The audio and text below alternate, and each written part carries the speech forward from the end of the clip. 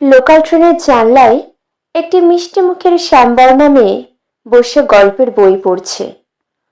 উল্টো দিকের সিটে অপরূপ সুন্দরী একটি মেয়ে ও তার মা বসে। মেয়েটির তরুণী বয়সের রূপকে মাঝবয়সী মাও যেন পাল্লা দিচ্ছে। দুজনেই যেন ডানা কাটা পরি।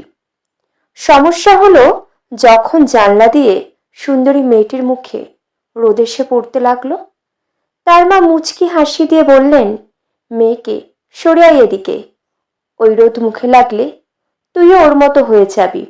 অবশ্যই তার এই ব্যঙ্গাত্মক উক্তি উল্টো দিকের জানালায় বসে থাকা শ্যামবর্ণা মেয়েটিকে উদ্দেশ্য করে। অনেকক্ষণ ধরেই মা মেয়ে মিলে মেয়েটির শ্যামবর্ণকে ব্যঙ্গ করে উচ্চদরের হাসি দিচ্ছিলেন। অবশেষে মেয়েটি মুখ খুলল, বলল, রোদ মুখে লাগলে আমার মতো হয়ে যাবে? এতই সোজা?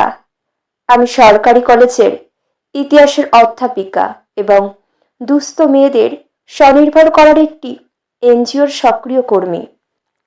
ছুটির দিনে রাস্তায় ঘুরে ঘুরে রাস্তার কুকুরদের খাবার দিই, অসুস্থ কুকুর দেখলে চিকিৎসার ব্যবস্থা করি, আর ফর্সা রং নিয়ে বিকৃত অহংকারে কাউকে ভুগতে দেখলে থাবড়া দিয়ে সোজা করে দিই। তাই বলছি, আমার মতো হওয়া তো সোজা না কাকিমা। নিশ্চুপ মামের সামনে দিয়ে কালো মেয়েটি চলে গেল। মামের চোখ তুলে তাকানোর ক্ষমতা ছিল না।